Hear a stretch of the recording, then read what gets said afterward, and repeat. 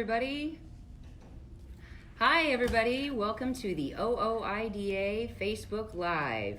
My name is Rachel Aycock. I am here as part of the CMCI program. I have been a part of OOIDA since 2004, and I have been in the CMCI department the entire time.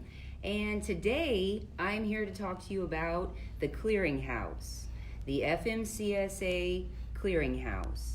There's been a lot of misinformation put out there. There's been a lot of members calling in very worried about this. And we want to definitely set the record straight with this FMCSA Clearinghouse. January 6th was simply the implementation date of that Clearinghouse program. That was the date that the FMCSA had set forth for that program to go live. It is not a deadline. I'm going to repeat that again. This is just the implementation date of the program, not a deadline. You, as a motor carrier, you are required to register in the Clearinghouse, but January 6th, again, is not the deadline. You have plenty of time to get in there and get registered. Every motor carrier is required to go in and register, and you will be required to go in and do an annual inquiry on any driver that you have working for you or any driver that you're going to hire on. But January 6th is simply the date that that Clearinghouse goes live.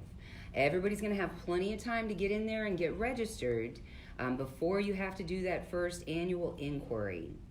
So I definitely just wanted to sit here for a little bit, let you guys know exactly what's going on. That again, January 6th is not a deadline. It is simply the implementation date. So there's plenty of time to get in there and get registered.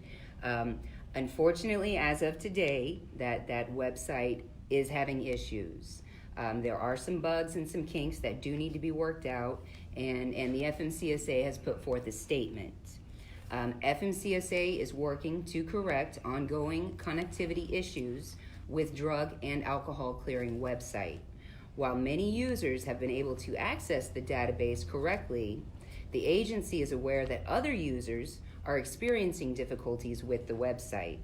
The agency is continuing to work to resolve these technical challenges as soon as possible. So that's word directly from the FMCSA about this Clearinghouse website. Something that you would want to do as a motor carrier is definitely get registered again as soon as possible when this goes up and starts working again. One challenge you may run into immediately is if you're hiring on a new driver. When you hire that new driver on into your motor carrier, you are required to do a query on them in the Clearinghouse. However, you are still required to do a request information from their previous company in regards to their last 3 years of drug and alcohol testing. You can still send that form, that physical paper form, to their previous motor carriers and still retain that same information that you're required to. And then, as soon as that FMCSA Clearinghouse website is up, that's the best time to go in there and then do the query on that driver. Don't forget too, the driver would first have to pre-register in that Clearinghouse to give you, the new motor carrier, specific written consent for you to retrieve their drug and alcohol information. And again, just to be clear, the Clearinghouse is only holding violation information. So only positives, only refusals, and only the course of actions that have been taken for the driver to get back in compliance after a violation is going to be housed in this Clearinghouse. So we just want everybody to kind of calm down a little bit, let the dust settle with this FMCSA website, give it a couple days to clear these bugs and these kinks out, and you as the motor carrier should be able to go into this website, get registered, and have no problem. Because the registration into the Clearinghouse is really the biggest portion of this. The subsequent actions afterwards are simply doing annual inquiries on all of your drivers that you have currently with you, and then of course doing any inquiries into new drivers that you hire on.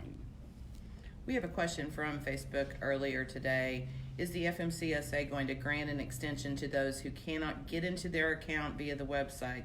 We've been trying for 11 days, locked out, and no resolution as of yet. Definitely.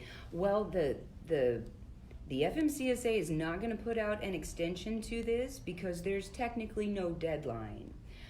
The January 6th date again was simply the implementation date. Worst case scenario is by January 5th of 2021, when you as a motor carrier, say you're an owner-operator running under your own authority, you have not hired a driver, you don't plan on hiring that driver, it's just simply you alone, you have to be registered and run your first annual inquiry by January 5th of 2021. By January 6th of 2021, that's when the troubles are going to start, because you have not been registered and you have not satisfied that annual inquiry yet. So technically there's no extension for any of that because there's really no deadline. Hopefully in the next couple of days, maybe even within the next couple of hours, that website will be up and running again, but we are at their mercy right now. So as soon as that comes back up, everybody should be able to get in there and get the things done that they need to, but currently there is no extension for the motor carrier section. There is an extension out there for the states. The states are not required to comply until 2023. So that's a little bit different, but something that the motor carrier or the owner-operator is not going to have to worry about. Some good questions that are coming in. Keep them coming. Any comments that you have, concerns, always feel free to call into OOIDA. The office is we're open from 7:30 to 5:30 on Central Time, and the phone number here is 800-444-5791, and you can ask for the CMCI department. We have a couple more questions that we had come in earlier, just kind of about the basic fundamentals of the site. So if you are a driver and you're not looking for a new job, do you need to even be worried about the website crash and the fact that you can't get in there or the glitches that are happening? Good question. The only time a driver is required to register in the clearinghouse is if they are looking for employment, because the rules still stay the same. That driver has to give a new motor carrier specific written consent in order for that motor carrier to retrieve his information. All that's going to be done electronically now through that clearinghouse. So truly that is the only time a driver needs to register in the clearinghouse, is if they are looking for other employment. So on the other hand, if you are a motor carrier and you're not hiring a driver, are you in the same situation? Can you wait to register? Yes, you can wait to register in that scenario. If you are a motor carrier and you are not hiring any drivers on, you have plenty of time to get into that clearinghouse, get registered, and do your annual inquiries. Well, let's see, we've got another one that relates to lease purchase or owner-operator's lease to someone else's authority. What are their requirements under this? It's ultimately the motor carrier's responsibility to ensure compliance with drug and alcohol testing and to ensure that all their drivers are compliant as well.